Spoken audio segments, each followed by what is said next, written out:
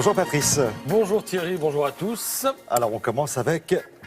Eh bien avec ceci, il existe des gens sur la planète Terre qui veulent coûte que coûte imposer leur mode de vie et leur vision des choses à leurs semblables. Ils ont beau être minoritaires, raisonner à l'envers, être capables de vous expliquer que la Terre est plate et de contester que 2 plus 2 puisse faire 4, non, emportés par leur délire, ils s'entêtent. Bien sûr, il ne leur viendrait pas une seule seconde à l'idée qu'ils pataugent dans l'erreur, bien au contraire, persuadés d'avoir raison, ils tuent ceux qui ne rentrent pas dans le cadre étriqué de leur pensée, et comme ça, évidemment, le problème est réglé. On appelle ça des terroristes. Et aujourd'hui, la marque référence en la matière, c'est Daesh. Mais hier, dans les années 70 et 80, la marque de référence, c'était Action Directe. Revoilà donc la tête pensante, façon de parler évidemment, des tueurs d'Action Directe. Jean-Marc Rouillant, à 63 ans, en liberté conditionnelle, interdit de séjour dans 38 départements français. Il semble qu'il n'ait toujours rien compris. Oui, revoilà Rouillant. Plusieurs titres de presse lui offrent les honneurs de leur site internet après qu'il a pris la parole pour dire tout le bien qu'il pensait des terroristes qui ont ensanglanté Paris et Saint-Denis le 13 novembre dernier.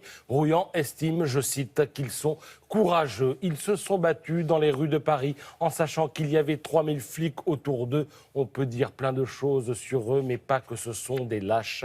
Lirez-vous dans le Figaro qui parle avec mesure de provocation là où l'on pourrait aisément percevoir une forme de folie. D'ailleurs, si vous en doutez, lisez ce morceau d'anthologie sur le site du Point. Daesh, explique Rouillant, est très proche du capitalisme car c'est un mouvement basé sur le mortifère, le sacrifice, la mort. Jamais dans la lutte armée d'extrême gauche que j'ai connue, je n'ai connu le sacrifice. Alors le fait qu'il estime ne pas avoir connu le sacrifice ne l'empêche pas d'être un tantinet suicidaire, en tout cas sur le plan judiciaire.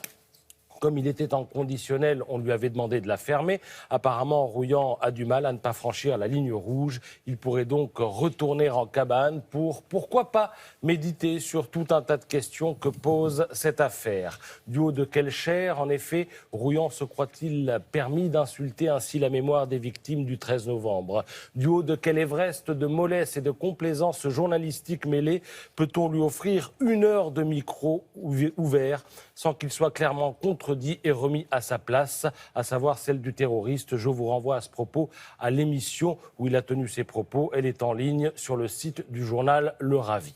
Et enfin, du haut de quel Himalaya de naïveté et de mansuétude la République, cette bonne poire, lui a-t-elle donné le droit de nuire à nouveau? Je pense là moins aux crétineries qu'il profère qu'à l'insulte supplémentaire qu'endure une femme, Françoise Besse, l'épouse de Georges Besse, assassinée par Rouillant et sa bande, et à ces années de silence dignes et belles à l'image de la femme qu'elle est. Alors, puisqu'il est question d'une femme, attardons-nous sur le sort de toutes les femmes. Nous sommes le 8 mars, journée de la femme. Femme à l'honneur dans Le Parisien et l'Humanité. L'Humanité qui a confié la rédaction en chef du journal à 9 combattantes, je cite. Elles prennent la plume pour changer la France. Vaste ambition. On a déjà du mal à changer la loi sur le travail. Il en est aussi beaucoup question dans la presse ce matin. Comment font les autres? Les Italiens, les Espagnols se demandent Libération. Réponse dans le journal. Et comment va faire Myriam El Khomri? Car c'est elle, une femme qui porte cette loi, pas forcément un cadeau en ce jour particulier. Merci beaucoup Patrice. On se retrouve tout à l'heure pour la revue de presse culturelle.